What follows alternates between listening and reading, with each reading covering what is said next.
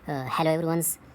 आज हम quantum mechanics की एक प्लेलिस्ट स्टार्ट करने जा रहे हैं। चूँकि क्वांटम मैकेनिक्स इसके स्टार्ट से तो मैं स्टार्ट नहीं कर रहा, मतलब मैं जो फेवर क्वांटम मैकेनिक्स है, जो कि mathematics, Schrodinger equation, wave function वगैरह, जो कि इस तरह के जो फेवर मैथमेटिक्स है, जो फेवर क्वांटम मैकेनिक्स है, हम वो स्टार्ट करेंगे। इसके अलावा अगर टाइम मिला तो इससे पहले जो टॉपिक्स हैं ना कि क्वांटम मैकेनिक्स किस तरह आया है, मतलब क्लासिकल मैकेनिक्स कहाँ पर फेल हुआ और हमें क्वांटम मैकेनिक्स की ज़रूरत पड़ी, वो बहुत से टॉपिक हैं। Many topics like photo electric effect, complex effect, fair production, इस तरह के बहुत से टॉपिक्स हैं जो कि क्वांटम मैकेनिक्स पर वजूद में आता है। लेकिन हम जो फेवर क्वांटम मैकेनिक्स है ना, जो कि wave functions, Schrodinger equation, normalisation और इसी तरह के जो टॉपिक्स हैं ना, हम वो डिस्कस करेंगे। मतलब बहुत से लोगों को इन टॉपिक में मसला होता है। इसके अलावा जो फोटो इलेक्ट्रिक इफेक्ट वगैरह के टॉपिक है ना, उसमें ज़्यादातर मसला नहीं होता। सही है। तो हम अपना टॉपिक वेव फंक्शन से स्टार्ट लेते हैं, क्योंकि ये मेरे ख्याल में क्वांटम मैकेनिक्स में पहला टॉपिक है। इसके बाद हम श्रोडिंगर इक्वेशन, मतलब जब हम पढ़ेंगे ना, तो उसमें वेव फंक्शन है, तो इसको समझना ज़रूरी है। अच्छा, वेव फंक्शन, इसकी थोड़ा सा इंट्रोडक्शन करते हैं। क्योंकि हम जानते हैं ना कि मतलब थोड़ा सा बैकग्राउंड आपका होना चाहिए ये प्लेलिस्ट देखने के लिए, कि वेव पार्टिकल डुअलिटी का आपको पता होना चाहिए। मिसाल के तौर पर जिस तरह हम जानते हैं ना कि इलेक्ट्रॉन्स या कोई भी पार्टिकल होता है ना, वो both time as a wave behave करता है या both time as a particle behave करता है। तो लेट्स सपोज ये हमारे पास एक पार्टिकल है, लेट्स सपोज इलेक्ट्रॉन है, तो इसके साथ एक वेव एसोसिएट होती है। मतलब मैटर वेव की बात कर रहा हूँ या de-Broglie वेव की बात कर रहा हूँ। तो इस वेव को डिस्क्राइब करने के लिए हमारे पास एक फंक्शन का होना बहुत ज़रूरी है। मतलब वेव को डिस्क्राइब करने के लिए, मैथमेटिकली डिस्क्राइब करने के लिए हमारे पास फंक्शन का होना ज़रूरी है। तो लेट्स सपोज इस फंक्शन को हमने वेव फंक्शन का नाम दिया, जो कि जिसको हम साई से रिप्रेजेंट करते हैं, जो कि स्पेस कोऑर्डिनेट्स आर और टाइम का फंक्शन है। ओके, तो चलो स्टार्ट लेते हैं। Wave function psi of R T is a complex property, mean complex, ये रियल नहीं बल्कि कम्प्लेक्स प्रॉपर्टी है, which contains all the information about the wave और particle at any instant of time.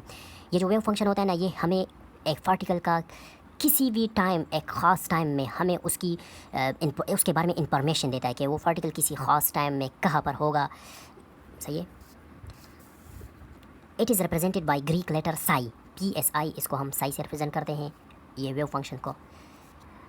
It is a complex quantity है, हमारे पास complex quantity का क्या मतलब है? इसका एक रियल पार्ट होगा और एक इमेजनरी पार्ट होगा। ये आयोटा वाला, ये इमेजनरी पार्ट है। सही है। अच्छा, it is a function of space coordinates and time. ये जो वेव फंक्शन होता है ना, ये हमारे पास स्पेस कोऑर्डिनेट्स का फंक्शन है और टाइम का। स्पेस कोऑर्डिनेट्स मीन, इसका क्या मतलब है कि ये जो साई है ना, ये साई ऑफ आर है, हमारे पास क्या है असल में? Psi of X, Y and Z, ये इसका फंक्शन है, स्पेस कोऑर्डिनेट्स का फंक्शन है। सही है। अच्छा, अब ये जो वेव फंक्शन है ना, इस मतलब हम जब श्रोडिंगर इक्वेशन सॉल्व करते हैं ना किसी मैटर वेव के लिए, तो उनमें से बहुत से सोल्यूशन आते हैं, लेकिन उनमें सब उस वेव की वेव फंक्शन नहीं होती, मतलब सब उसकी सही सोल्यूशन नहीं होती। उनमें कुछ खास होगी। मसलन किस तरह, मतलब उस वेव फंक्शन की क्या प्रॉपर्टी होगी? एक तो ये कि वो wave function psi of x and it's derivative, first derivative must be finite. Finite का क्या मतलब है? मतलब वो इस तरह फाइनाइट होना चाहिए, इनफाइनाइट नहीं होना चाहिए। जिस तरह इस केस में अब देखें ना, इस तरह होना चाहिए, ना कि इस तरह। सही है। मतलब अगर इस पॉइंट पर आप देखें ना, तो ये जो वेव फंक्शन साई है ना, यहाँ पर ये इन्फिनिटी हो जाता है। तो ये हमारे पास ये वेव फंक्शन नहीं है, हमारे पास इस तरह का वेव फंक्शन होना चाहिए, मतलब एक फाइनाइट वैल्यू है। हाँ देखें ना, ये यहाँ पर एक फाइनाइट वैल्यू है। दूसरा, wave Sai of x and it's derivative D Sai और डी एक्स, सिंगल वैल्यू, मतलब इसका हर पॉइंट पर सिंगल वैल्यू होना चाहिए। अगर यहाँ पर आप देखें तो ये एक सिंगल वैल्यू है, यहाँ पर सिंगल वैल्यू, हर पॉइंट पर एक्स की एक ख़ास वैल्यू के लिए साई की एक ख़ास वैल्यू, एक ही वैल्यू होती है। लाइक इस केस में आप देखें, यहाँ पर क्या है?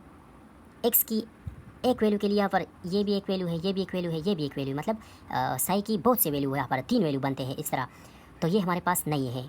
अच्छा, हमारे पास क्या हो, कैसा होना चाहिए? सिंगल वैल्यू होना चाहिए।